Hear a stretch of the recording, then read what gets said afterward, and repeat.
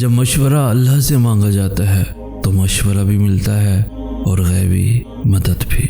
اللہ تمہیں دعا کی توفیق تب دیتا ہے جب اس کو تمہاری طرف کا انداز پسند آ جاتا ہے، پھر وہ چاہتا ہے کہ تم اسے بار بار مناؤ تاکہ وہ تمہیں تمہاری مانگی ہوئی چیز سے نواز سکے۔ دعا اپنے آپ میں ہی قبولیت کی سب سے بڑی دلیل ہے، اسی لیے وہ تمہارے دل سے اس یاد کو نکلنے نہیں دیتا جو تمہیں اللہ سے جوڑ دیتی ہے۔ تبھی وہ ایسے معاملات پیدا کر دیتا ہے کہ تم اس کی جانب کھینچے چلے آتے ہو۔ تو پھر کیوں خود کو ہلکان کیے بیٹھے ہو؟ نصیب ہی اگر سب کچھ ہوتا تو اللہ کبھی تمہیں دعا مانگنا نہ سکھاتا۔ اگر مقدر کا ہونا ہو کر رہتا تو اللہ کبھی موسیٰ علیہ السلام کے لیے سمندر کو 2 حصوں میں تقسیم نہ کرتا۔ اگر التجائیں رد ہی ہونی ہوتی تو یہ کبھی نہ فرماتا کہ مجھ سے مانگو میں تمہیں دوں گا، مجھے پکارو میں پکار کا جواب دوں گا۔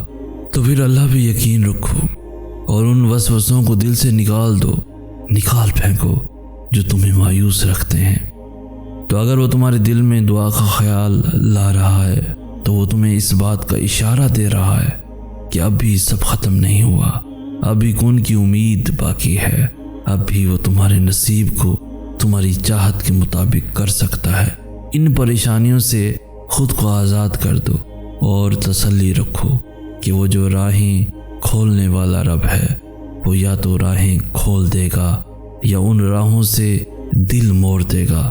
امید اور روشنی تمہارے اپنے اندر ہے، معجزے صبر اور انتظار کرنے والوں کے لیے ہیں، اور اگر یقین ہو دیکھنے کا تو وہ اندھوں کو بھی دکھائی دیتے ہیں اور بہروں کو بھی سنائی دیتے ہیں۔ تو پھر رکو مت، دعا کرتے رہو، کیونکہ وہ آزماتا انہی کو ہے جن سے وہ محبت کرتا ہے۔ تو پھر یہ آزمائش سزا کیسے ہو سکتی ہے؟ یہ تو اعزاز ہے کہ اس نے اپنی محبت کے لیے تمہارا انتخاب کیا۔ پہلے میں رویا کرتا تھا، خوب تڑپا کرتا تھا، مگر اب یہ سمجھ گیا ہوں کہ کچھ لوگ بس آزمائش ہوتے ہیں۔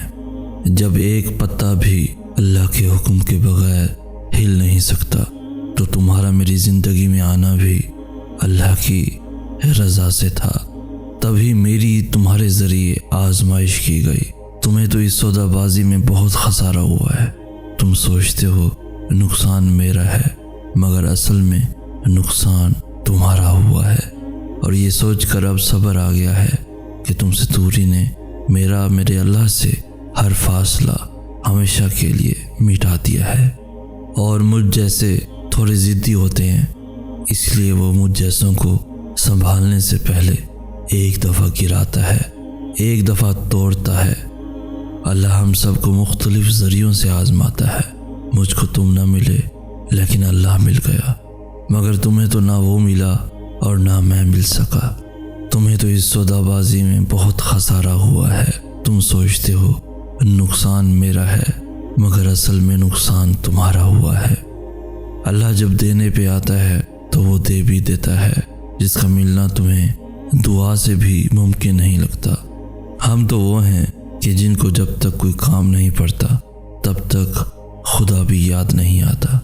ہر وقت لوگوں کو راضی کرنے کی فکر رہتی ہے اور اللہ کی ناراضگی کا تو لمحہ بھر کو بھی خیال نہیں آتا۔ وہ چاہتا تھا رابطہ کچھ دیر اور قائم رہے تو میں نے بھی دعا کا دورانیہ بڑھا دیا۔ میں جانتا تھا پس پردہ وہ سب دیکھ رہا ہے، سن رہا ہے، سو میں نے بھی صبر کر لیا اور روتی ہوئی آنکھوں سے مسکرا دیا۔ تہجد ان زخموں کو بھی بھر دیتی ہے جنہیں وقت بھر نہیں پاتا۔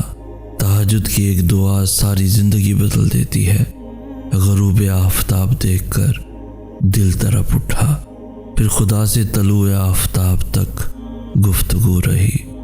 ان خاموش لبوں کی بس اتنی سی التجا سن، ان بے جان نگاہوں کو آج بھی ہے انتظار کن۔ تو پھر بس یقین کے ساتھ اس کے حکم کا انتظار کرو۔ مقدر لکھنے والے کے اختیار میں ہے مقدر کا بدلنا۔ زندگی کی ٹھوکریں یوں ہی ہمیں گراتے گراتے اس مقام تک لے آتی ہیں جہاں ہم اتنا تھک جاتے ہیں کہ نہ آنسو بہانے کی ہمت رہتی ہے اور نہ ہی کوئی لفظ منہ سے ادا ہو پاتا ہے۔ تم ہمیشہ اللہ سے جواب مانگتے ہو، اس کے اشارے کی تلاش میں رہتے ہو، مگر جب وہ تمہیں جواب دیتا ہے تو تم اس جواب کو تسلیم نہیں کر پاتے ہو۔ اللہ تمہیں جس شخص کی حقیقت دکھا کر اسے تم سے دور کر دیتا ہے، تم پھر کیوں اس کے پیچھے بھاگتے ہو؟ کبھی کبھار نہ مقدر کا کوئی قصور ہوتا ہے اور نہ ہی حالات کا، بس کچھ انتخابات تم غلط کر بیٹھتے ہو اور پھر باقی کی زندگی انہی انتخابات کو کوسنے میں لگا دیتے ہو۔ جب وہ کسی چیز سے تمہیں محروم کرتا ہے تو اسے دگنی ایسی ہزاروں نعمتوں سے نواز دیتا ہے جس کے تم قابل بھی نہیں ہوتے، تو پھر بس راضی ہو جاؤ، کیونکہ معجزے صبر مانگتے ہیں اور تقدیریں شکر کرنے والوں کی بدلتی ہیں۔ ہر چیز کا اللہ نے وقت مقرر کر رکھا ہے جنہیں وہ ہم سے دور کر دیتا ہے۔ ان کا پاس رہنا ہمارے حق میں بہتر نہیں ہوتا۔ ہم اس کی مصلحتیں کبھی نہیں سمجھ سکتے، مگر وہ جانتا ہے کہ ہمارے حق میں کیا بہتر ہے اور کیا نہیں۔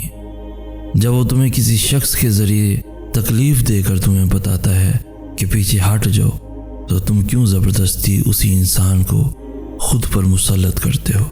ہاں، اللہ برے کو بہتر بنا سکتا ہے، مگر اس کا مطلب یہ نہیں کہ تم اس کے فیصلوں میں اپنی ضد لے آؤ۔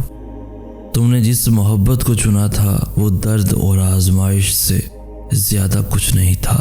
اب تم دیکھو گے کہ جس محبت کو اللہ نے تمہارے لیے چن رکھا ہے وہ دنیا کی تمام محبتوں سے زیادہ پاکیزہ اور پرسکون ہوگی۔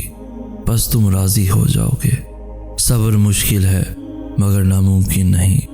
انتظار اور ضبط کا صلہ ہر صورت میں انسان کو مل کر رہتا ہے۔ بس اس کو تسلیم کر لو جو وہ چاہتا ہے، پھر وہ تمہیں بھی وہی دے دے گا جو تم چاہتے ہو۔ یقین کی ایک ڈور ٹوٹتی ہے تو وہ تمہیں دوسری ڈور سے فوراً جوڑ دیتا ہے۔ تم تھک کر رکتے ہو تو وہ چلنے کی ایک نئی وجہ دے دیتا ہے۔ وہ ہمیشہ تمہارے ساتھ رہتا ہے، آزمائش کے ساتھ بھی اور آزمائش کے بعد بھی۔ پھر مایوس مت ہو، دل سے نکلی ہوئی ایک دعا ہر گمان کو یقین میں بدل دیتی ہے، اور اللہ تمہیں خواب تب دکھاتا ہے جب وہ ان کی تدبیر پر راضی ہوتا ہے، ورنہ اگر اس نے تمہیں وہ نہ دینا ہوتا جو تم مانگ رہے ہو تو کیا وہ تمہیں کبھی دعا کی توفیق دیتا؟ تم خود دعا کے لیے ہاتھ بلند نہیں کرتے ہو، بلکہ جب اللہ کو تمہارا مانگنا پسند آ جاتا ہے اور جب وہ تمہاری چاہت میں راضی ہونا چاہتا ہے تو وہ تمہارے دل اور تمہارے ہاتھوں کو دعا کے لیے کبھی تھکنے نہیں دیتا۔ ایسا کچھ بھی نہیں جو وہ بدل نہیں سکتا، اور ایسا کچھ نہیں جو وہ تمہیں دے نہیں سکتا۔ پھر کیوں بھول جاتے ہو کہ جب وہ ایک راہ بند کر دیتا ہے تو اس کے بدلے میں 10 اور راہیں کھول دیتا ہے۔